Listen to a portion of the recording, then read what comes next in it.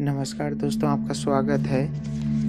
किताब का शीर्षक है भ्रम का पुलिंदा। उसके एक शीर्षक से भारत की मूल सभ्यता और संस्कृति के बारे में हम लोग बात करेंगे। तो चलिए दोस्तों, बिना समय गवाए हुए हम लोग बात करते हैं भारत की मूल सभ्यता और संस्कृति के बारे में। भारत में मानव सभ्यता का उद्भव प्रमाणिक तौर पर पाषाण काल से मिलता है। वैसे उस सभ्यता का कोई लिखित प्रमाण नहीं है, फिर भी उस समय मानव होने का काफी प्रमाण वर्तमान समय में उपस्थित है, जिसे कोई भी अपनी आंखों से देखकर मानव होने का एहसास कर सकता है। लिखा हुआ कुछ नहीं मिलने की वजह से इसे प्राग ऐतिहासिक अर्थात प्री हिस्टोरी काल का इतिहास कहते हैं। पाषाण युग वह युग है जब मानव पत्थरों के सहारे अपना जीवन व्यतीत करता था। जैसे पत्थरों के बने गुफाओं में रहना, पत्थरों के बने औजार से जानवरों का शिकार करना, पत्थरों को टकराकर आग पैदा करना। पाषाण काल को विस्तार से समझने के लिए इसे भी 3 श्रेणी में बांटकर समझते हैं और इस पाषाण सभ्यता के विकास क्रम को देखते हैं। यहाँ पर दोस्तों 3 क्रम है: पूरा पाषाण काल, मध्य पाषाण काल, नव पाषाण काल। सर्वप्रथम हम राजीव पटेल जी द्वारा लिखित इस किताब के प्रसंग में हम शुरुआत करते हैं। पहला पूरा पाषाण काल अर्थात पाषाण युग के पूर्व का काल।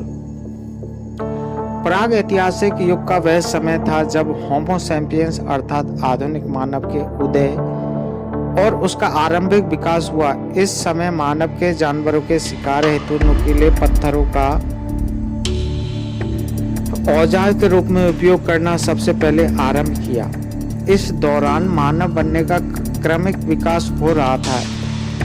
इस काल के बाद से मध्य पाषाण युग का प्रारंभ हुआ। भारत में पूरा पाषाण काल के अवशेष इलाहाबाद की बेलन घाटी, वर्तमान पाकिस्तान की सोहन घाटी, तमिलनाडु के कुरनूल, कर्नाटक के हुंगी, उड़ीसा के कुलियाना, राजस्थान के डिडवाना के श्रृंगी तालाब के निकट और मध्य प्रदेश के भीमबेटका और छत्तीसगढ़ के रायगढ़ जिले के सिंघनपुर में भी मिलते हैं। इन अवशेषों की संख्या मध्य पाषाण काल के प्राप्त अवशेषों से बहुत कम है। इस काल को जलवायु परिवर्तन अर्थात उस समय के पत्थर के हथियार तथा औजार के प्रकार के आधार पर निम्न 3 भागों में विभाजित किया गया है: निम्न पूरा पाषाण काल, मध्य पूरा पाषाण काल, उत्तर या उच्च पूरा पाषाण काल। यहाँ पर दोस्तों 3 भागों में इसको विभाजित किया गया है जो आपको बताया गया है। इनको विस्तृत रूप में मैं आपके सामने रखता हूँ। पहला अंक है निम्न पूरा पाषाण काल। इस समय मध्य पत्थरों से निर्मित औजारों का प्रयोग करते थे, जैसे हस्त कुठार, खंडक, विदारणी। अधिकांश पूरा पाषाण युग हिमयुग से गुजरा है। निम्न पूरा पाषाण स्थल भारतीय उपमहाद्वीप के लगभग सभी क्षेत्रों से प्राप्त होते हैं, जिनमें सोहन नदी की घाटी, सिंधु घाटी, बेलन घाटी और नर्मदा घाटी प्रमुख हैं। अब दोस्तों दूसरे अंक पर चलते हैं, मध्यपूरा पाषाण काल। मध्यपूरा पाषाण काल में शल्क उपकरणों का प्रयोग बढ़ गया। मुख्य औजार के रूप में पत्थर की पपड़ियों से बने विभिन्न प्रकार के फलक, बेदनी, छेदनी और खुरचनी मिलते हैं। पुरातात्विक विभाग को वेदनियां और फलक जैसे हथियार भारी मात्रा में मिलते हैं। यहाँ पर दोस्तों मैं आपको चित्र आपके सामने प्रस्तुत करूंगा। आप वीडियो में देखते रहिए और बने रहिए आखिरी तक। आपके सामने तीसरा अंक है उच्च पूरा पाषाण काल। इस काल में आर्द्रता कम हो गई थी तथा हिमयुग की अंतिम अवस्था थी। इस काल के औजार अधिक तेज व चमकीले थे। ये औजार हमें आंध्र, कर्नाटक, महाराष्ट्र, मध्य प्रदेश, दक्षिण उत्तर प्रदेश और बिहार के पठारों में मिले हैं। दूसरा मध्य पाषाण काल मनुष्य के विकास का वह अध्याय है जो पूरा पाषाण काल और नव पाषाण काल के मध्य में आता है। कुछ विद्वान इस काल को 40,000 वर्ष ईसा पूर्व से लेकर 10,000 वर्ष ईसा पूर्व तक मानते हैं। तीसरा, नवपाषाण काल। मानव प्रौद्योगिकी विकास की एक अवधि थी जिसकी शुरुआत मध्य पूर्व से 8 से 10,000 वर्ष ईसा पूर्व के आसपास हुई थी, जिसे पारंपरिक रूप से पाषाण युग का अंतिम हिस्सा माना जाता है। नवपाषाण काल में शैल चित्र का निर्माण होने लगा था, जो आज पहाड़ी क्षेत्रों की गुफाओं में काफी मिलता है। लेकिन आज के कुछ ज्यादा ही स्वार्थी भ्रमशील इतिहासकार हैं जो उस प्रकार के बने चित्रों को किसी मान्यता से जोड़कर परिभाषित करने का दिन रात प्रयत्न करते रहते हैं। इस प्रकार के प्रयासों को आप कितना उचित और कितना अनुचित कहेंगे, वह स्वयं तय करें। मध्य प्रदेश का भीमबेटकी का देवर कोठार अर्थात देव कोठार की पहाड़ी गुफा में मिलने वाले कुछ चित्रों को रख रहा हूँ। उसे देखकर आप स्वयं अनुभव करें कि पाषाणकालीन युग में गुफा में रहने वाले मानव अगर कोई चित्रकारी करता था तो क्या वह आज के ब्रह्मशीलों के काल्पनिक कथा पात्र राम, सीता, कृष्ण और अर्जुन की सभ्यता वाले पात्र का सदस्य बन जाएगा।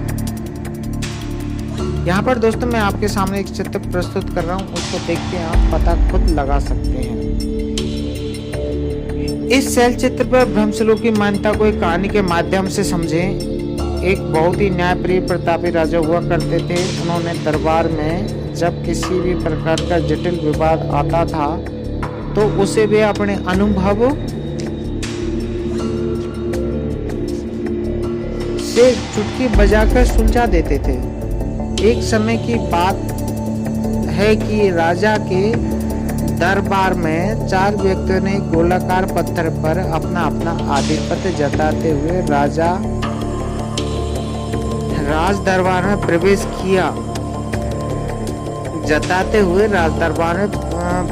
किया और दरबार में राजा से आग्रह किया कि महाराज हमारे विवाद को सुलझाएं। आखिर इस पत्थर पर किसका अधिकार होना चाहिए।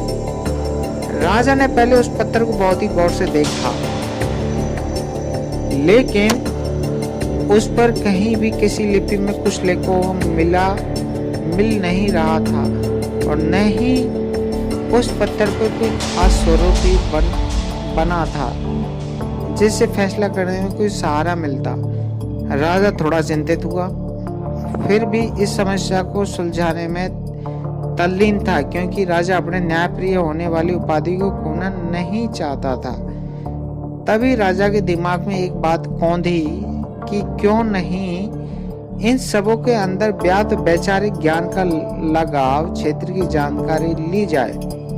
इस नाते राजा ने सभी का परिचय पूछा। चारों फरियादी ने बारी बारी से अपना परिचय बताने का क्रम शुरू किया, जिसमें पहले ने अपने आप को सुनार बताया तो दूसरे ने अपने आप को सुतार के यहाँ का अभिप्राय दोस्तों लकड़ी का मिस्त्री, तीसरे ने शिल्पकार और चौथे ने कथाकार के रूप में अपना परिचय दिया। अब राजा को सारा माजरा समझ में आने लगा कि यहाँ चारों व्यक्तियों को पत्थर के बारिश बनने का झगड़ा नहीं, बल्कि चारों के अंदर अपनी अपनी वैचारिक आसक्ति की वजह से पत्थर के स्वरूप पर अपना अधिकार जमाने की लड़ाई है। इसी वजह से सुनार सोच रहा है कि यह पत्थर सोने की कसौटी है, सुतार सोच रहा है कि यह पत्थर मेरे औजार की धार देने वाला सिलवट्टा है, तो शिल्पकार सोच रहा होगा कि यह पत्थर जिस पदार्थ से बना है उससे मेरी मूर्ति का निर्माण बेहतर होगा। तो कथाकार समझ रहा है कि यह पत्थर नहीं बल्कि यह मेरे कथा वाले पात्र सालिक राम महादेव जी हैं। राजा ने सारे माजरे को भांपते हुए दरबार में तुरंत एक हाथी और 4 अंतिम व्यक्ति को उपस्थित करने का आदेश दिया। राजा के आदेश अनुसार हाथी और 4 अंधे व्यक्ति को दरबार में प्रस्तुत किया गया। अब राजा ने दरबार में पूर्व वाले पत्थर के विवाद को सुलझाने हेतु हाथी को दरबार में बीचों बीच बंधवा दिया। अब उन 4 अंधे व्यक्तियों से राजा पूछता है कि आप लोग बताओ कि दरबार के बीच में क्या रखा है। चारों अंधे व्यक्ति बारी बारी से बीच में बंधे हाथी के पास जाने की तैयारी करने लगते हैं ताकि राजा को बता सकें कि दरबार में क्या रखा है। पहला वाला अंध व्यक्ति हाथी को स्पर्श करता है, लेकिन संयोग से उसे हाथी के अंग पैर का स्पर्श होता है, पर पैर को भली प्रकार से टटोल कर आश्वस्त होता है और अंत में राजा को बतलाता है कि महाराज यह कोई पेड़ का तना लग रहा है। अब दूसरे अंधे ने भी उसी प्रकार हाथी का स्पर्श किया, लेकिन संयोग से उस हाथी का सूंड पकड़ में आ जाता है। वह भी सूंड का बहुत अच्छे से मुआयना करता है कि महाराजा से कहता है कि यह तो सूंडनुमा कोई पाइप लगता है। तीसरे अंधे की बारी थी। वह भी हाथी के पास जाकर उसके अंगों को स्पर्श करता है, लेकिन इसके सहयोग में हाथी की पूंछ आना थी। उसने हाथी की पूंछ को पकड़कर खूब जांचा। उसके बाद महाराजा से कहता है कि महाराजा यह तो जादूनुमा कोई वस्तु है। पत्थर वाली फरियादी भी इस घटना को गौर से सुन देख रहा था। अब अंत में चौथे अंधे व्यक्ति को बताना था। वह बहुत ही असमंजस था कि मेरे पहले 3 अंधे लोग गए और तीनों ने 3 प्रकार का उत्तर, मेरा उत्तर क्या होगा। अर्थात दोस्तों यहाँ पर तीनों लोगों ने अपने अपने अलग अलग उत्तर दिए। अब चौथा व्यक्ति पूछ रहा है यहाँ पर कि चौथा व्यक्ति क्या उत्तर दे। तो आगे बढ़ते हैं किताब के अगले अंश पे दोस्तों। डरते डरते वह भी हाथी के पास गया और हाथी के अंगों को स्पर्श करने लगा, लेकिन संयोग से उसे हाथी का दांत पकड़ में आ गया।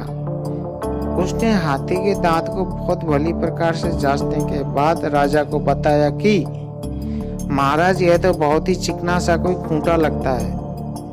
एक हाथी को टटोलकर 4 अंधे व्यक्तियों द्वारा 4 अलग अलग प्रकार के उत्तर बताए जाने पर दरबार में सभी लोग आश्चर्यचकित थे। तभी राजा ने कहा कि आप लोगों के सामने दरबार में 4 आंख के अंधे आए हैं और आप लोगों के सामने हाथी को स्पर्श करते हुए चारों ने जिस प्रकार से सच्चाई से अलग अलग होना सुनिश्चित किया है, उसी प्रकार से आप लोग भी इन्हीं 4 व्यक्तियों के जैसा अपने विवेक रूपी ज्ञान के अंधे होने की वजह से एक पत्थर को अपनी अंधी अनुभूति द्वारा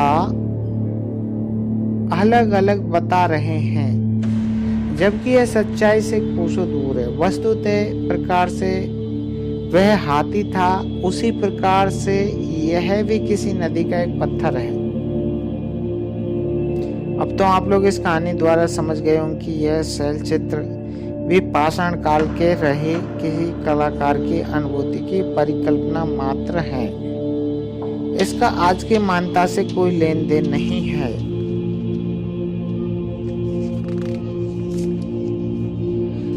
ऐसे तो पाषाण सभ्यता की खोज अंग्रेजी सरकार द्वारा की गई थी।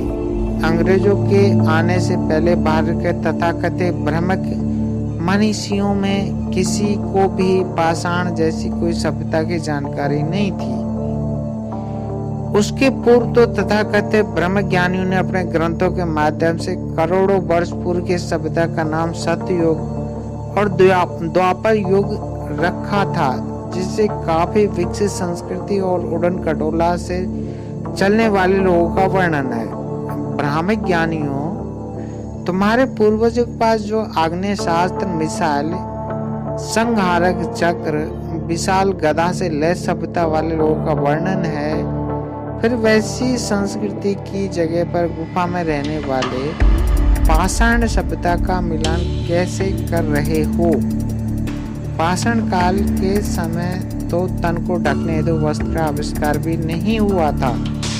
फिर उस चित्रकारी से सतयुग और द्वापर के पात्रों की युगलबंदी करने वाले ब्रह्म ज्ञानी गणों, आपके पूर्वज लोग कपड़ा कैसे पहनते थे?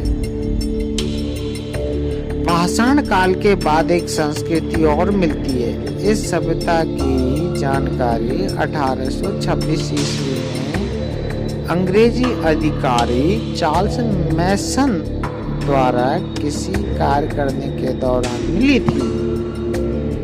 इसके बाद 1856 में कनिंघम ने इस सभ्यता के बारे में सर्वेक्षण किया। इस सभ्यता को लोग सिंधु घाटी की सभ्यता के नाम से जानते हैं। सिंधु घाटी सभ्यता को विस्तार रूप से खोदाई 1921 में हुई थी। सिंधु घाटी सभ्यता का क्षेत्र बहुत ही व्यापक था। सिंधु घाटी सभ्यता के अधीन अभी तक लगभग 1100 केंद्रों की पहचान करते हुए उत्खनन का कार्य हुआ है, जिसमें 1000 से ऊपर का केंद्र बिंदु वर्तमान भारत के क्षेत्र में आता है। इस सभ्यता का पूरा क्षेत्रफल संसार में अभी तक मिली सभी सभ्यताओं में सबसे बड़ा है। इसका क्षेत्र पंजाब से लेकर बलूचिस्तान तक, फिर आज के पंजाब, हरियाणा, राजस्थान, गुजरात और उत्तर प्रदेश तक फैला हुआ था, जिसमें जम्मू कश्मीर का मांडा और पंजाब में रोपड़, बाड़ा, संगोल और हरियाणा का राखीगढ़ी, भीड़दाना, बनावली, कुणाल, मिताथल और राजस्थान का कालीबंगा, तरखनवाला और गुजरात का लोथर, सुरकोतड़ा, रंगपुर, रोजड़ी, मालवाड़, देशपुर, धौलावीर, प्रभास, पाटन, भगत राव के साथ साथ उत्तर प्रदेश में आलमगिरी, बड़ा गांव, अम्बेखेड़ी, उसाल से काफी विकसित और नगरीय सभ्यता का साक्ष्य मिला है। इन नगरीय साक्ष्यों में व्यवस्थित ढंग से साधारण मकानों का निर्माण देखने को मिलता है, लेकिन अधिकांश मकानों की बनावट कच्ची ईंटों की मिली है। गलियों का निर्माण भी पक्की ईंटों का मिलता है, यानी कि शहरों का निर्माण बिल्कुल ही कुशल कारीगरों द्वारा योजनाबद्ध तरीके से किया गया होगा, जो काफी उन्नत सभ्यता की संस्कृति की ओर इशारा करता है। दोस्तों, आगे हम बात करेंगे चाणक्य और पाणिनि के बारे में। यहाँ पर आपके सामने जो भी इतिहास के प्रमाण दिए गए हैं वो भारत की मूल सभ्यता और संस्कृति के बारे में दिए गए हैं। तो मिलते हैं दोस्तों अगले एक वीडियो में। अगर आपको ये वीडियो आपको अच्छा लगा हो तो लाइक करें, कमेंट्स करें, सब्सक्राइब करें, बेल आइकन को दबाएं ताकि इसी तरह की वीडियो आपको मिलते रहें। इतिहास की जितनी भी जानकारी मैं आपके सामने रखता रहूँगा। मिलते हैं अगली वीडियो में, तब तक लोगों